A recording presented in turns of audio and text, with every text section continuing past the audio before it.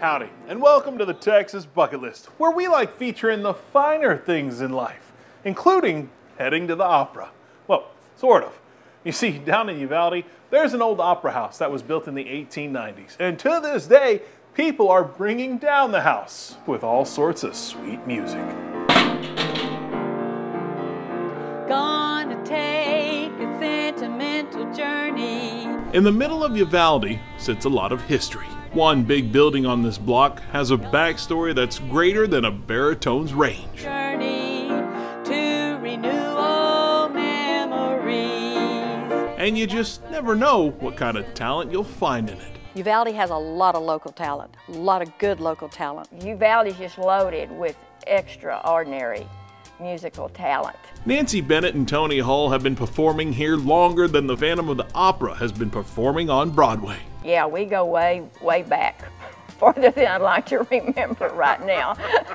Lots of fun times in this place. Lots of good memories. These two local ladies are part of the long story of this long-standing opera house. They're a big part of what we do. Tony is a part of nearly every show that I do. I'm constantly calling her, being like, can you please come play the piano? And she never says no. Rosie Wizenan is the opera house manager, and she runs the show here. It sounds fancier than it is. There's a little more janitorial work involved than you'd like, but it's all good. Rosie was born in Texas, but lived in England for 20 years, till the chance to work at her old hometown theater came open. Thought I might stay in England for a while, but this job came up and it was kind of too good to miss. So came back and I'm really glad that I did. I love Texas. I can't imagine not living in Texas, so. It's different. Yeah! It's a different world. You don't have an accent. It depends on the level of tequila that has been consumed and who I'm talking to. So. Rosie didn't offer us a drink, but did quench our thirst for knowledge about the second oldest opera house in the state of Texas. This was built in 1891 and it was built by 6 businessmen. They were the real estate board here in Uvalde, and they decided they wanted a place of entertainment. Graduations, balls, and vaudeville acts were the most common occurrences at the opera house until 1917, when former Vice President of the United States and Uvalde native John Nance Garner bought the building and officed out of the cupola room, even during his tenure at the nation's capital. He had his desk in the window there because he liked to look out at his town, as he called it, because you can see the courthouse, city hall, post office, the crossroads, and the market plaza. So you could see everything from that window. After Garner passed away in 1967, his estate took over the building until 1979. The Garner heirs sold the building to the city for $10. So it's a city building now.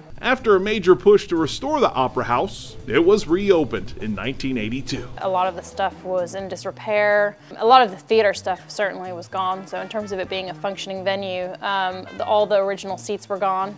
The building was sort of open, so people would sort of just walk through it. I can see why they sold it for $10. It was not that good of a deal. Yeah, they wanted to get it off their hands. But I mean, it's a really unique building, and I'm so glad they restored it. It's a huge piece of Uvalde. The most popular part of this place sits perched on a pole. A peculiar piece of art not really pertaining to any kind of Texas history or purpose. It's simply a dragon that architect B.F. Trister might have blown some smoke to create. B.F. Trister, when he finished designing the building, the myth is that he decided to go out and celebrate once he finished, so he had a few too many drinks and he kind of scribbled on the plans, and when he handed the plans over to the contractor, they decided that the scribbles were a dragon. He's called the Drunken Dragon because he was a drunken mistake. Never supposed to be there, but we like him, so he could stay. Keeps the ghosts away. The original dragon rests its weary wings in the lobby after being popular for target practice over the years. But the mythical monster made of metal still likes to sit amongst the sweet serenade coming from the stage. When you're singing or you're performing, all you can think about trying to remember the words and the notes, you know, and it just takes you away. They pay me more to stop singing when I start.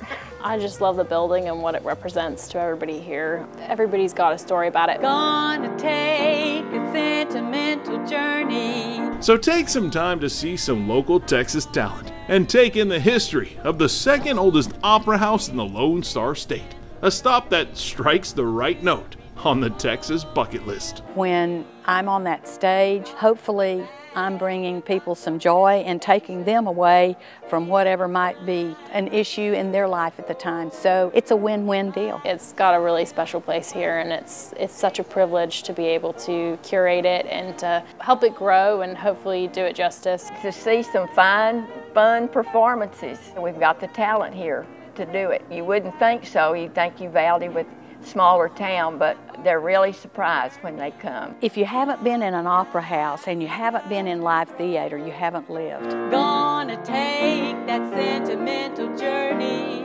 sentimental journey.